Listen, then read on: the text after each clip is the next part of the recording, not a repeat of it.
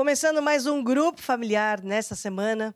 Estamos buscando a Deus em primeiro lugar. E quando nós fazemos isso, sabemos que algo de bom vai acontecer, porque Ele acaba por acrescentar todas as demais coisas.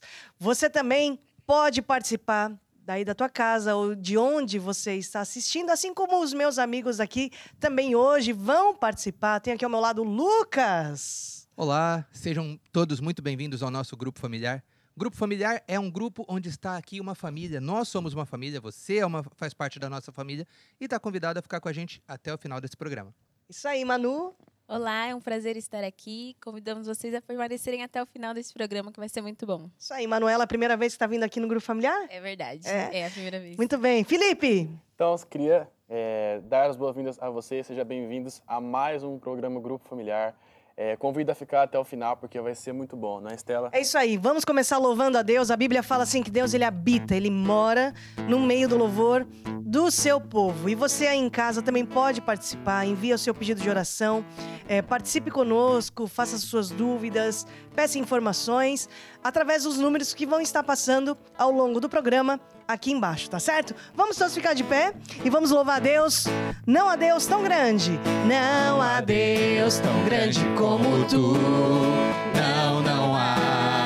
Não, não há, e não há Deus, não há Deus tão grande como tu. Não, não há, não, não há, não há Deus, não há Deus que faça as mesmas obras como as que fazes tu. Não há Deus que faça as mesmas obras como as que fazes. E não por força, e não por força, nem por violência, mas pelo seu Espírito. E não por força, nem por violência, mas pelo seu Espírito. E esses montes, esses montes, já se todo moveram, problema, toda doença, já se moveu, já se moveram. Esses montes já se moveram pelo seu Espírito. E os problemas já se moveram, e os problemas já se moveram. E a doença, e a doença já se moveram. E esses montes, só esses montes já se moveram pelo seu Espírito. Glória a Deus, nós louvamos a Deus de todo o nosso coração, porque Ele é muito bom. Suas misericórdias duram para sempre. Amém? Te louvarei, Senhor. Vamos lá. Te louvarei, Senhor, de todo o coração. Eu contarei as tuas maravilhas. Eu contarei as tuas maravilhas. Eu louvarei teu nome. Te louvarei, Senhor. Te louvarei, Senhor, de todo o coração. Em ti me alegrarei, em ti me alegrarei, saltarei de prazer.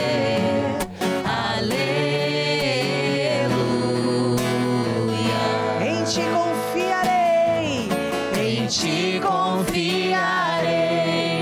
saltarei de prazer. Aleluia. Aleluia. Obrigado a Deus porque Tu és muito bom. As Tuas misericórdias duram para sempre, a Tua bondade se estende de geração em geração. Te agradecemos por mais esse dia, que nós temos o privilégio de estarmos em contato com a Tua palavra, que vai produzir muitos frutos em nossas vidas, em nome de Jesus. Amém e amém. Podemos todos nos assentar? Grupo familiar é tão bom, tão importante. Lucas, desde pequenininho você participa de um grupo familiar, né? Desde pequenininho, acompanhava os meus pais. Nem tinha ainda idade para entender ainda muito do que era falado ali, porque era bem pequenininho, mas desde cedo acompanhava o meu pai, a minha mãe, aos grupos familiares. Aí fui crescendo, fui aprendendo, começando a entender o que significava, porque naquela época eu ia mais pela diversão com os outros coleguinhas que tínhamos ali, mas fui aprendendo, me tornei co-líder, me tornei líder de grupo familiar e hoje estamos aqui, neste grupo familiar tão bonito através da TV Maná Brasil. Desde que eu te conheço, Lucas, você é filho de pastores, né? Sim. E se tornou um também, né? Sim. Porque a maior herança que um pai pode deixar para um filho, que uma mãe pode deixar para um filho, é o amor, esse legado de amar a Deus sobre todas as coisas, principalmente, né? E o resto vem por acréscimo. Vem acontecendo depois. Vem acontecendo depois. E nessa tua caminhada, mesmo assim, nascendo num berço evangélico cristão, você vê a importância do grupo familiar? Claro que sim, porque muitas vezes, não falando só para aquelas pessoas que estão na igreja desde cedo, mas o grupo familiar, ele une as pessoas, tanto os irmãos que estão na igreja há muito tempo, quanto também aquelas pessoas que estão começando a entrar, a ouvir a palavra de Deus agora, que ainda tem algumas dúvidas, alguns receios. Por quê? É algo mais simples, não é uma igreja. Então, é a casa de uma pessoa que oferece a casa dela para que a palavra de Deus seja falada ali. Então, olha, eu sou convidado porque meu amigo, um colega de trabalho me convidou, e eu tenho ali uma intimidade com ele. E aquele lugar, que é aquele grupo familiar, na casa de quem seja, ele começa ali a ganhar mais pessoas. Pessoas que, de repente, não teriam ido na igreja, mas aceitaram ir na casa desse irmão que ofereceu a casa para um grupo familiar. Quem falava disso antes do programa era o Felipe, né? O Felipe, o que você falava da importância do grupo familiar a nível de estar junto com pessoas, né? Sim, é estar junto, porque o que firma as pessoas é a união, é o ato 242. E tem sempre também aquela parte do grupo familiar que todos gostam, que é o convívio. O que é Atos 2,42? Eu não sei o que está escrito lá. O que está escrito lá? Lá fala que perseveravam os discípulos na doutrina. Aí são 4 coisas, que é a palavra, a oração, a comunhão e o mais importante, que é o que as pessoas mais gostam, o partir do pão, que é o churrasco, que é o bolinho, que é as galinhadas, que eu lembro muito, que quando eu era pequeno, nos grupos familiares, sempre o pessoal fazia lá uma galinhada muito boa, um churrasco, era muita comida, tanta comida. A espiritual e a física. E a física, não podia faltar, era muito bom. E é isso que unia as pessoas. As pessoas iam lá, claro que sempre tinham os que interessados no comer, mas estavam lá na mesma. Eu no começo. Aí depois Jesus te mudou, né? Depois Jesus transforma a vida da gente, né? Mas era muito bom. E assim que os grupos familiares vão crescendo, através da união.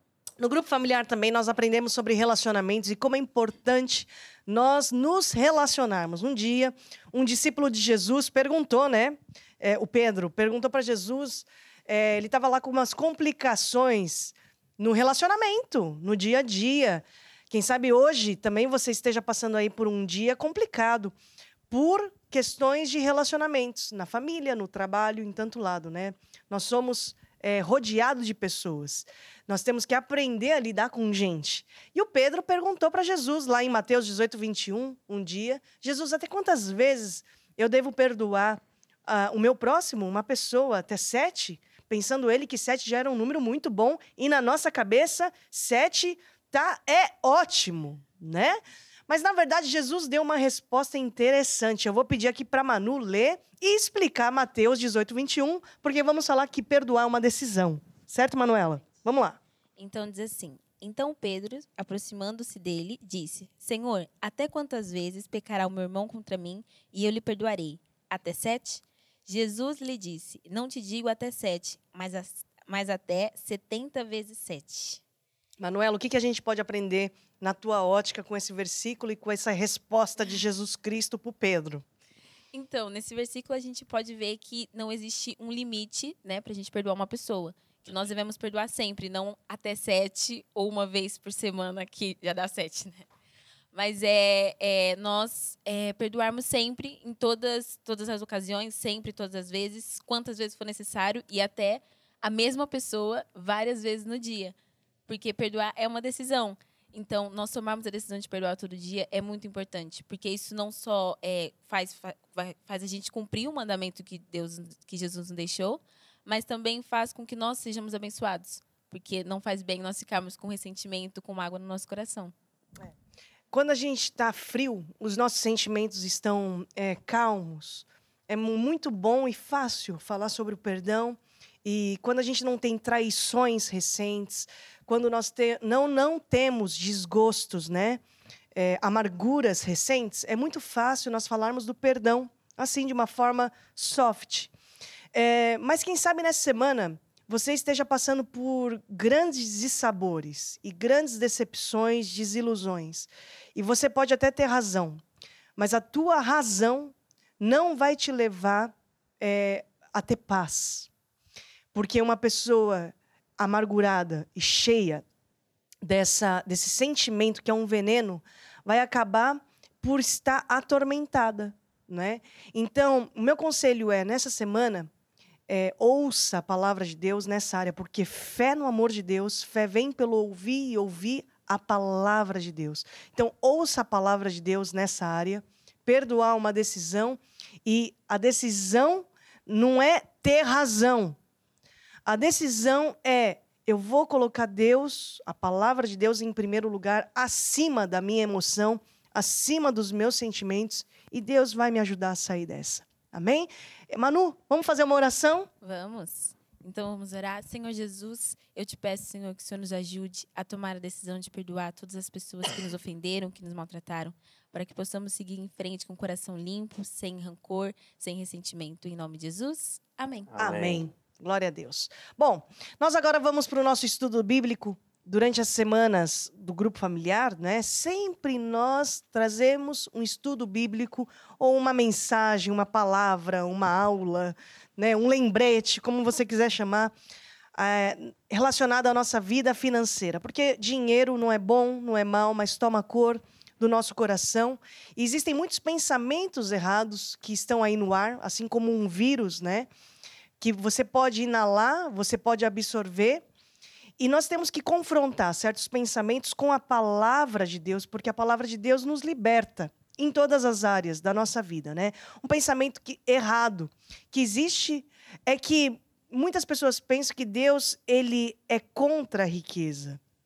Quando na Bíblia está escrito, e nós vemos exatamente o oposto, que Deus ele é contra a pobreza. Porque já sabeis a graça do nosso Senhor Jesus Cristo, que sendo rico por amor de vós, se fez pobre, para que pela sua pobreza enriquecesseis.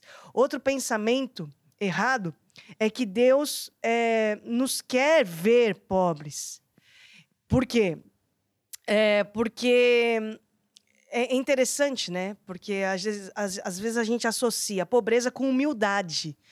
Quando você pode conhecer muita gente com dinheiro que não é humilde, aliás, muita gente sem dinheiro que não é humilde, e você pode conhecer muita gente com muito dinheiro que é muito humilde. Então, não está relacionado ao dinheiro.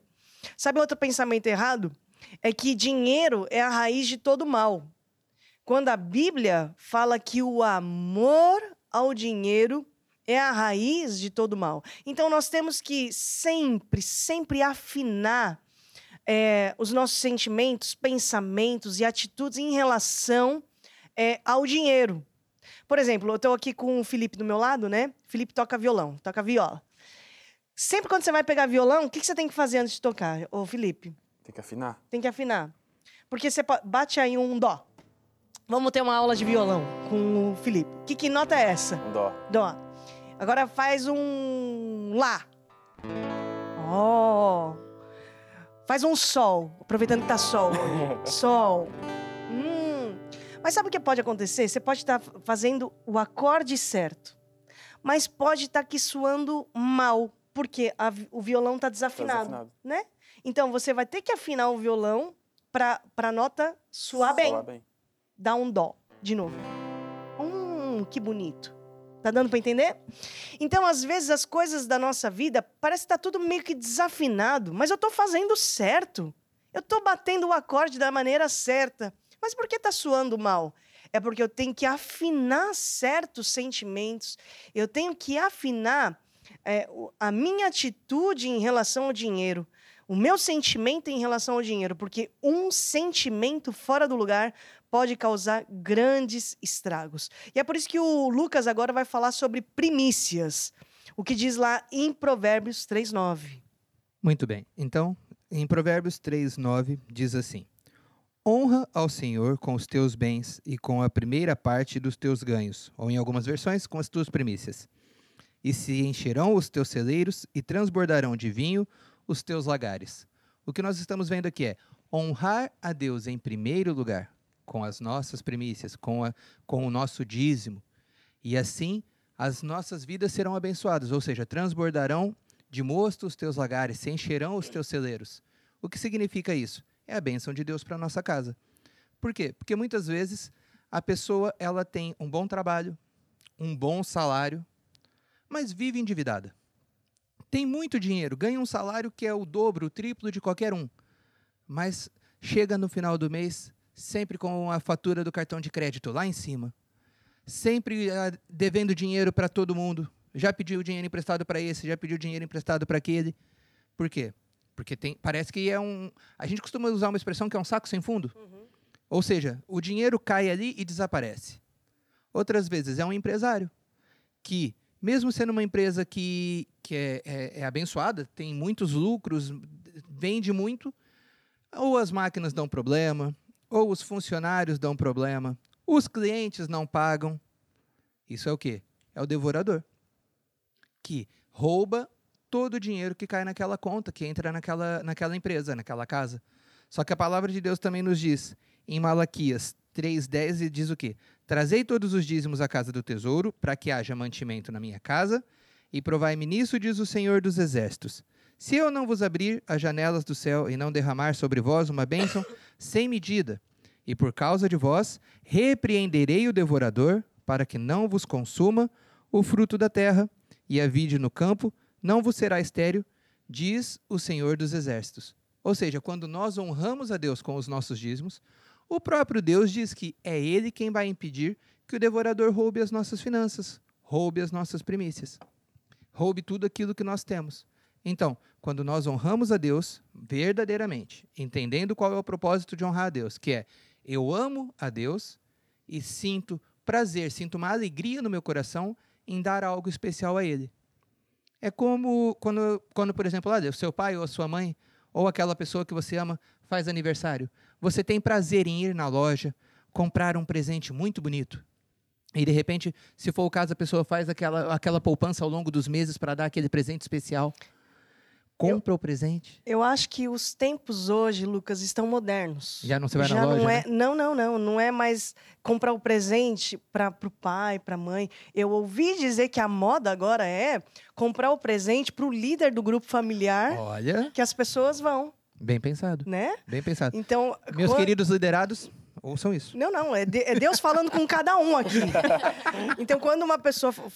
a gente tem um grupo familiar gostoso, né? É importante o grupo familiar. Sim ou não é? Sim, é ou não? Muito importante. É. Então, aí dizem por aí que a moda agora não é comprar presente só pro pai e pra mãe. Tem que comprar pro pai e pra mãe. Mas também dizem por aí que a moda, né, é as pessoas, os membros, darem presente pro líder. A produção concorda. Pronto, pode continuar. Então, aí nos unimos todos aqui para irmos lá, então, na loja e comprar um presente para o nosso líder, porque nós amamos o nosso líder de grupo familiar. E aí vamos lá, escolhemos o melhor presente. E quando vamos entregar aquele presente, é com amor. E tenho certeza que já aconteceu com todo mundo, que é quando você vê aquela pessoa que você deu o presente usando aquilo que você deu, você fica contente. Ah, a pessoa realmente gostou daquilo que eu dei. Tenha sido uma roupa, tenha sido uma joia, seja o que for. Quando você dá para a pessoa e vê ela com aquilo, vem aquela alegria no coração. Olha, escolhi uma coisa que realmente agradou o coração daquela pessoa. E você fica feliz. Da mesma maneira, é quando você sente essa alegria por honrar a Deus e saber que Deus vai sim usar essa sua semente para abençoar a sua vida, para que a palavra de Deus possa ir mais longe, para que mais pessoas possam ouvir a palavra de Deus através das igrejas, dos grupos familiares, através da televisão, como hoje você está assistindo aqui também o nosso grupo familiar. Então, é honrar a Deus com esse propósito de dar o meu melhor para Ele. E a consequência, que é uma consequência muito boa, é que eu vou ser abençoado e que o Senhor não vai permitir que as minhas finanças sejam roubadas pelo diabo. Muito bem, Lucas, obrigada. Inclusive, eu quero deixar aqui um gostinho para vocês, porque na semana que vem, a aula vai ser sobre dízimos e ofertas. Então, na aula que vem, na semana que vem, nós vamos ter a oportunidade de falar de muitos mais detalhes, né, do que o Lucas também já começou a falar hoje. Então, não perca já a próxima aula e eu dando aqui já um spoiler. Nós vamos cantar uma canção. Enquanto nós cantamos, vai estar passando aqui embaixo algumas informações para você entrar em contato conosco, fazer o seu pedido de oração. Nós também queremos te conhecer aí desse lado, certo? Vamos lá, Felipe? O reino de Deus é como se o homem lançasse a semente na terra. O reino de Deus é como se o homem fosse o agricultor. A lei principal do reino de Deus é semear para colher. Foi o que Jesus ensinou para eu vencer. É isso aí, foi o que Jesus ensinou para nós vencermos. Todas as semanas no Grupo Familiar nós também temos um estudo bíblico baseado nesse manual de grupos familiares. Eu tenho um manual para líderes e eles têm aqui o manual de lições de grupo familiar, certo? Tem lá os versículos e tudo mais, por isso que vocês não anotam mais nada no grupo familiar, né? Tudo aqui já Tá tudo preparado. mastigado, então pronto. Mas é para facilitar porque também ajuda os novos convertidos. É verdade. Então você também, através desse número, pode ter as informações se você quiser, tá bom? Hoje nós vamos ter no nosso estudo bíblico uma aula muito importante que se chama Santa Ceia. Nós vamos entender um pouco a respeito do que é a Santa Ceia. A Santa Ceia é uma ordenança que o próprio Jesus deixou para a igreja.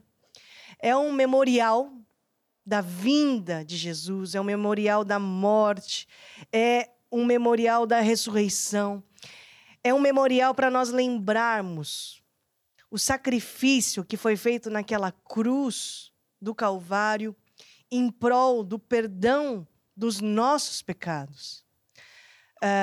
Nós temos Jesus, que foi o Cordeiro, o sacrifício, mas também nós temos o símbolo, né, instrumentos que nós usamos na Santa Ceia, que é o vinho, que simboliza o sangue do Cordeiro, o sangue de Jesus que foi derramado para a remissão dos nossos pecados. E também tem o pão, que é repartido por todos nós, que representa o corpo de Jesus Cristo.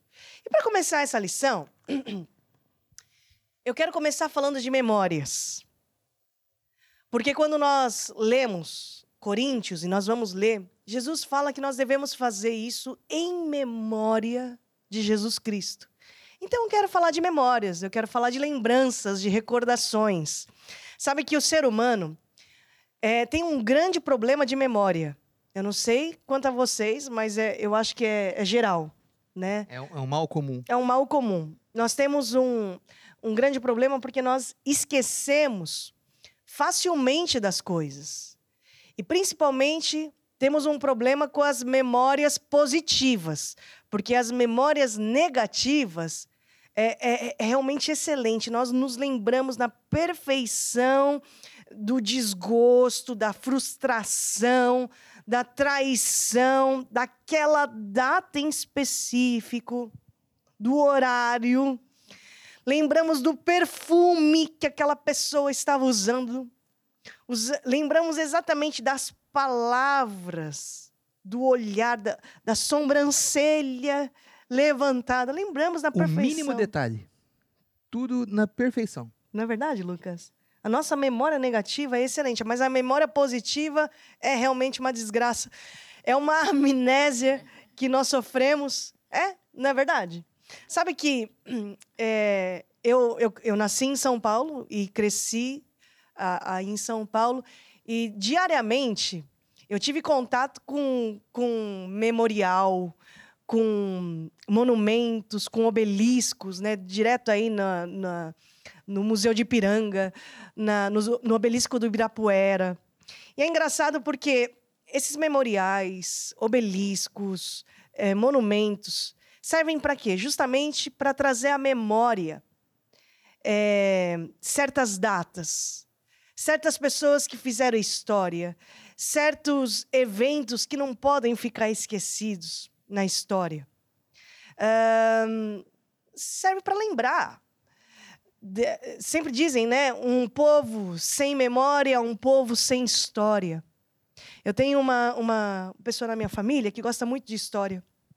Da última vez que ela foi visitar o campo de concentração, mais perto de Berlim, que foi o palco de uma das maiores crueldades da humanidade, né? Que foi praticada pelos nazistas. Ela dizia assim, e eu tinha professores que diziam isso também, que a história precisa ser estudada para que ela não seja esquecida. Porque um povo sem história é um povo sem memória, e um povo que não tem história, não tem memória, no presente está fadado a cometer os mesmos erros, no presente e no futuro, né? Está fadado a cometer os mesmos erros do passado. Então, um povo sem história é um povo sem memória, é um povo sem crença. Então, a história é muito importante por causa disso. E por que eu estou falando isso? Porque Jesus disse na Santa Ceia em Coríntios, eu vou pedir para vocês abrirem em Coríntios 11, 23, fazem isso em memória de mim. Nós temos que trazer à memória não só a nossa história que nós temos com Jesus Cristo, nós temos uma história com Deus. Com certeza nós temos marcos tão importantes na nossa vida que nós não podemos esquecer e que nos marcaram. É aquilo que leva a gente a ter fé. Tem coisas que ninguém precisa explicar. Tem coisa que ninguém precisa provar. Porque Deus já provou para mim. Eu tenho um marco com Deus, não é? E temos que trazer à memória isso, mas principalmente a cruz. O porquê que Jesus veio a essa terra. O que nós temos que trazer à memória? Por que Jesus morreu naquela cruz? Ele pagou um passado, ele apagou, ele rasgou um passado de crimes que eu tinha. A tortura que era para eu pagar, Jesus pagou naquela cruz. A humilhação que era para eu ter, Jesus teve naquela cruz do Calvário. Eu preciso trazer à memória isso. Eu preciso trazer à memória que Jesus ressuscitou. Eu também preciso trazer à memória que Jesus, assim como ele veio pela primeira vez, de forma física a esta terra, Jesus voltará. E eu vou reinar com Jesus. Eu vou ter uma vida eterna com o meu Deus. Trazer à memória.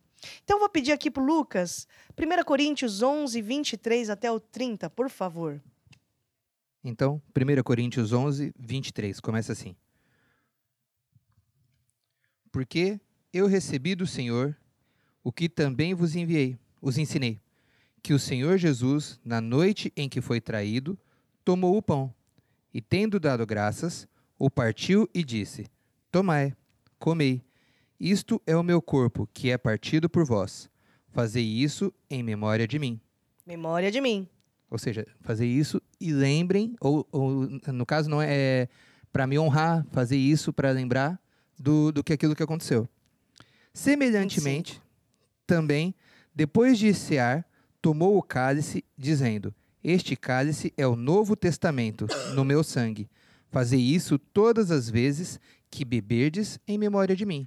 Falam comigo, em memória de mim. Em memória de mim. 26, Lucas. Porque todas as vezes que comerdes este pão e beberdes este cálice, anunciais a morte do Senhor até que venha.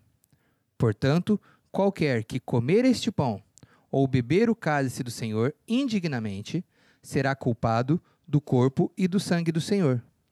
Examine-se, pois, o homem a si mesmo, e assim coma deste pão e beba deste cálice, porque o que come e bebe indignamente, come e bebe para sua própria condenação, não discernindo o corpo do Senhor. E por causa disto, entre vós há muitos fracos, doentes e muitos que dormem. Ok, nós já vamos voltar aqui em Coríntios 11, 23. Vamos aqui detalhar e explicar aqui algumas passagens. Mas antes eu quero explicar que a Santa Ceia está associada à Páscoa. O memorial da libertação do povo de Deus da escravidão do Egito. Sabe que Deus, ele determinou no Velho Testamento algumas festas para comemorar verdades eternas. E para trazer a memória do povo, para o povo não se esquecer que eles eram escravos e que Deus os libertou. E a Páscoa era uma celebração judaica que significa passagem. E eu vou fazer aqui um resumo da história para vocês se lembrarem, né? Porque o povo estava cativo no Egito, eles eram escravos. Mas Deus decidiu libertá-los. E pragas foram enviadas para que o faraó libertasse, porque o faraó não queria libertar aquele povo da escravidão. E a última praga enviada foi a seguinte, que o anjo da morte passaria em cada uma das casas e mataria o primogênito daquela casa. E no meio disso tudo, Deus deu uma orientação para o seu povo. Deus disse assim, olha, vocês vão sacrificar um cordeiro sem mácula, sem mancha, e vocês vão passar o sangue desse cordeiro nos umbrais da porta.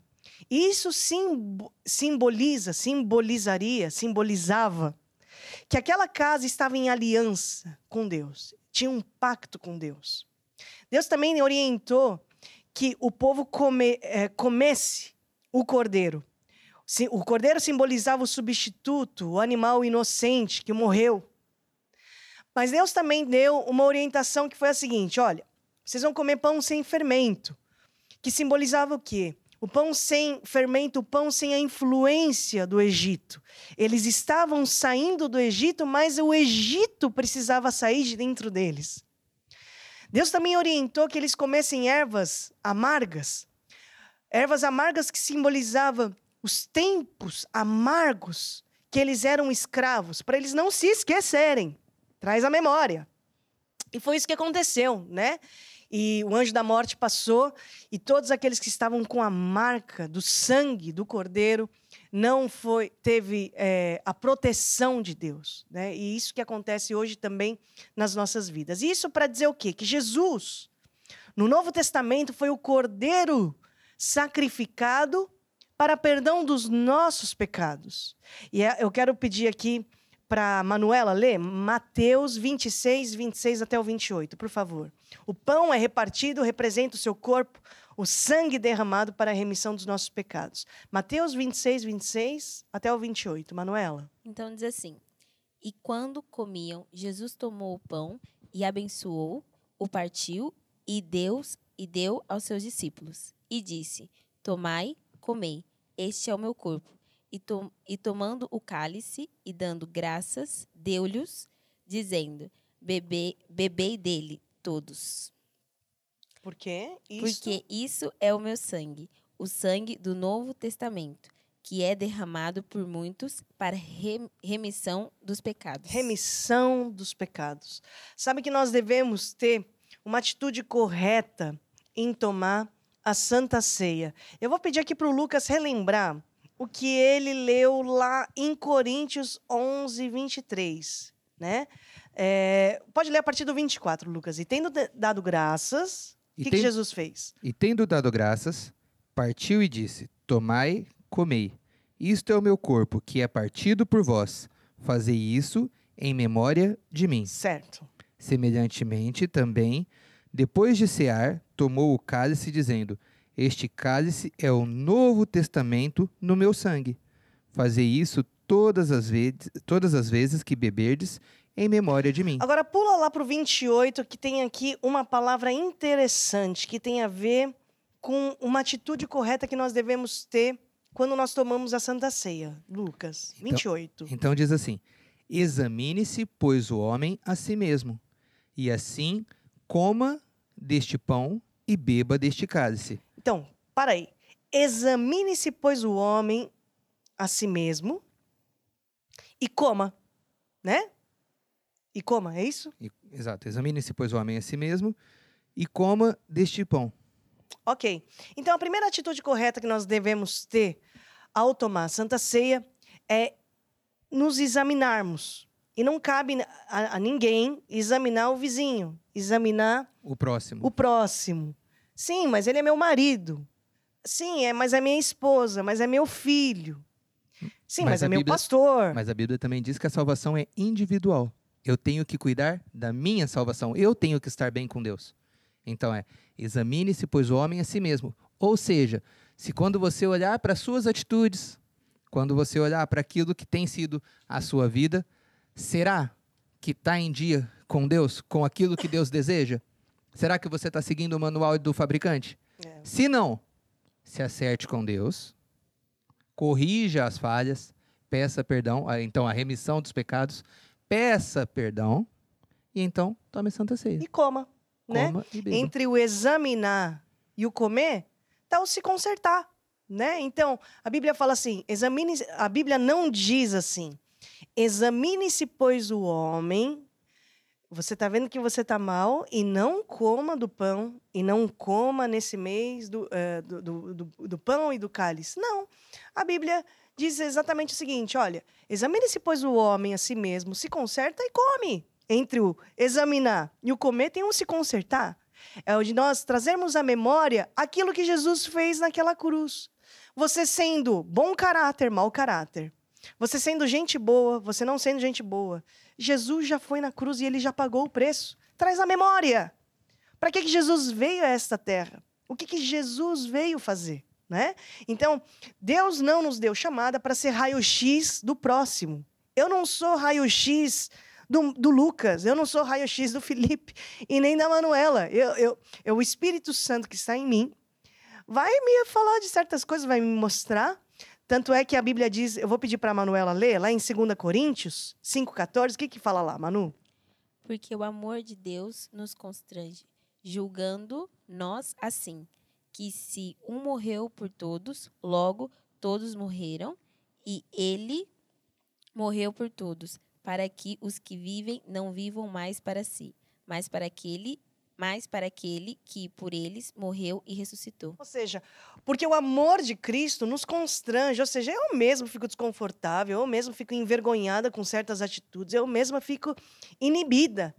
E quando isso acontece, quando o amor de Deus nos constrange, não serve para eu ressaltar mais os defeitos do Felipe, para que os olhos das pessoas estejam mais no defeito dele, nos defeitos dele, e não estejam nos meus, porque pelo menos o foco está ali, não está aqui, né? Sim, Me Lucas. permite só uma observação. O Lucas. Então, como nós vimos ali, o amor de Deus, ele nos constrange. Não é para nos envergonhar, para que nós sejamos motivo de chacota, mas é para que para que a gente se sinta incomodado com a minha atitude, que não é a atitude que Deus esperava. É para eu me sentir mal comigo mesmo. Sabe quando um filho é corrigido e o pai está corrigindo o filho e o filho não consegue nem direito olhar para o pai porque eu tô triste, eu errei. É aquilo, é aquele sentimento do tô mal. A Bíblia fala, Lucas, que a tristeza, segundo Deus, gera o arrependimento. Então, quando o Espírito Santo, ele nos convence da justiça, do juízo e do pecado, e quando lemos que o amor de Cristo nos constrange, claro que nós sentimos uma tristeza. E esse é o primeiro sinal do arrependimento. Quando a gente reconhece um erro, nós ficamos inibidos, constrangidos. Isso serve porque é uma tristeza boa, uma tristeza segundo Deus, porque essa tristeza vai nos levar a uma mudança de pensamento, uma mudança de sentimento e uma mudança de atitude, né? O arrependimento verdadeiro. Então, em primeiro lugar, qual é a atitude correta quando nós tomamos a Santa Ceia? É ser raio-x do outro? Não. É ser um scanner do outro? Não. Examine-se, pois, o homem a si mesmo, certo? A segunda atitude correta que nós devemos ter é de discernir o corpo de Cristo. Lucas, continua, por favor, agora no versículo 20, leu 28 e 29.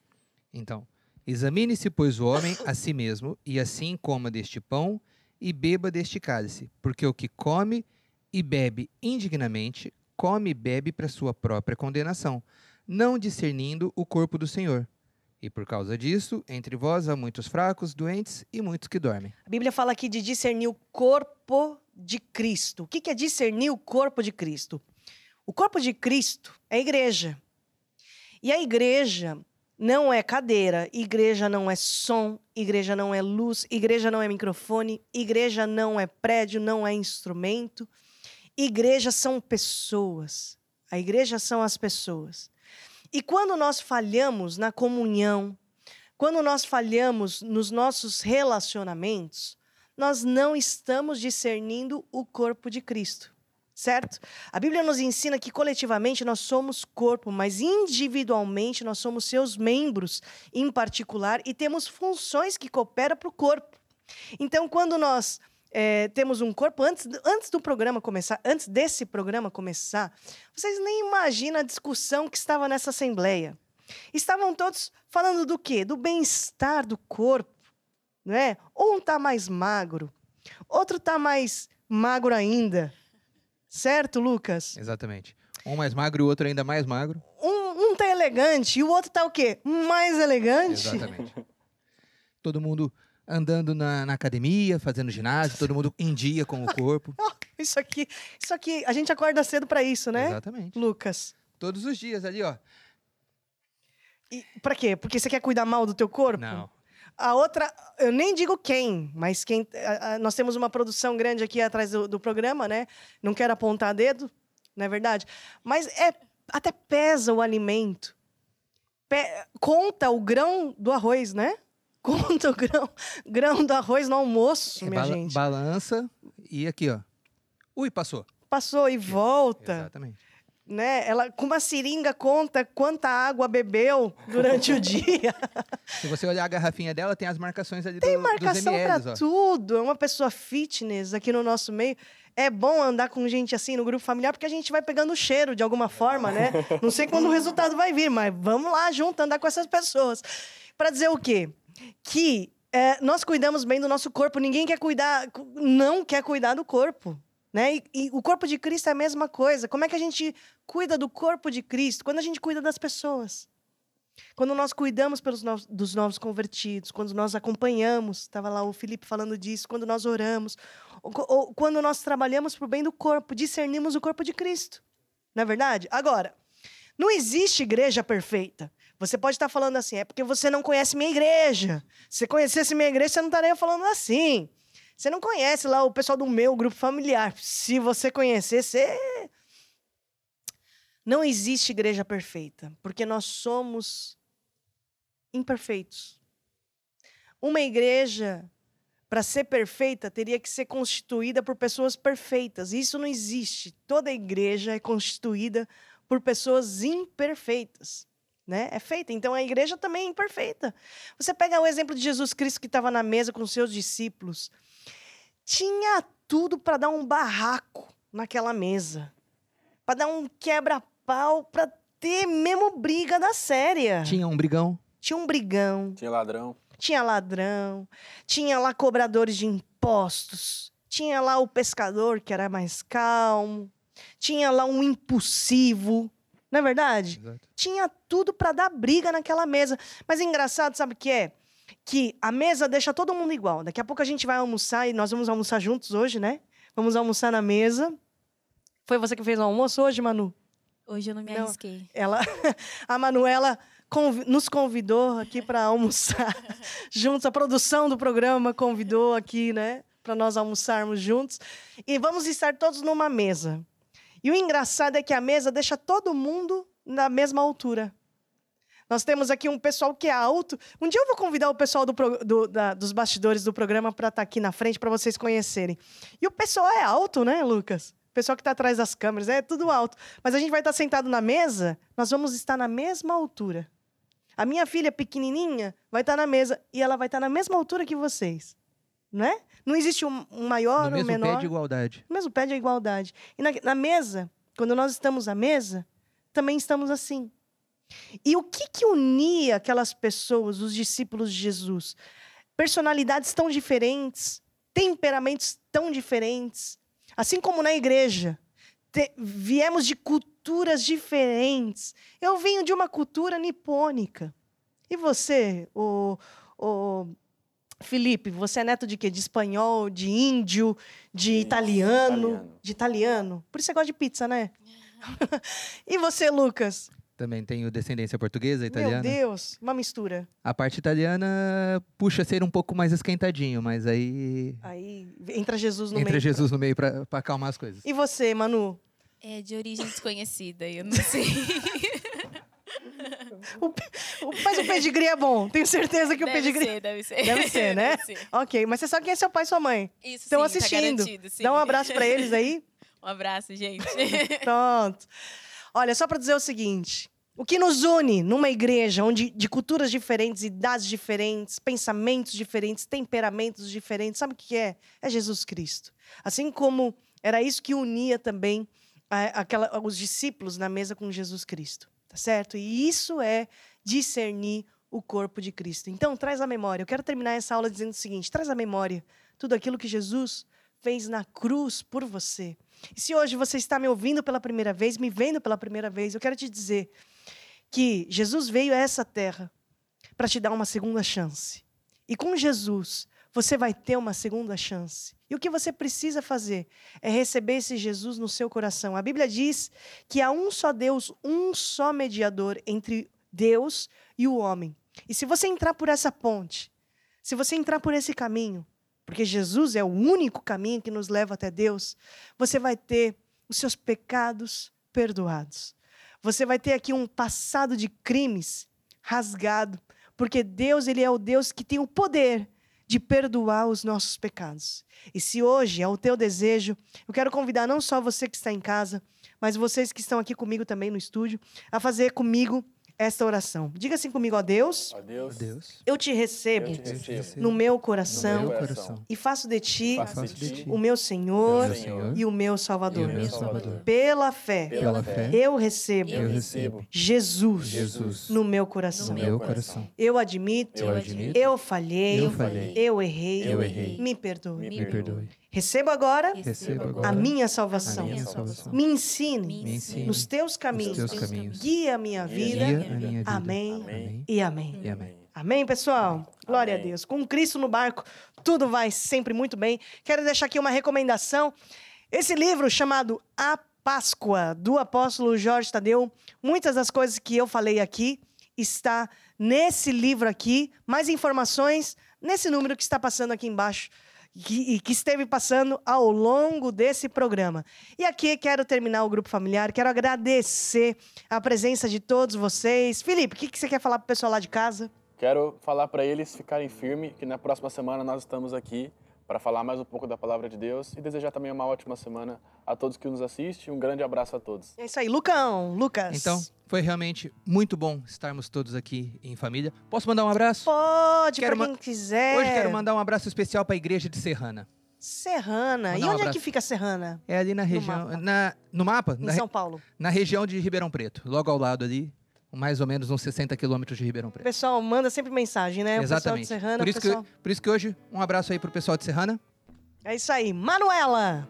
Então, eu quero mandar um abraço a todos que nos assistiu e dizer que esperamos por você na semana que vem. Olha, eu quero mandar um abração pro pessoal do Norte, porque nessa semana nós recebemos muitos pedidos de oração do pessoal aí do Norte do Brasil. Aquele abraço para todos vocês. E quero dizer o seguinte, algo de bom vai acontecer nessa semana, porque com Jesus nós sempre temos vitória na nossa semana. Amém? Como é que é, Felipe? Temos vitória. Temos vitória no nome de Jesus. Aleluia!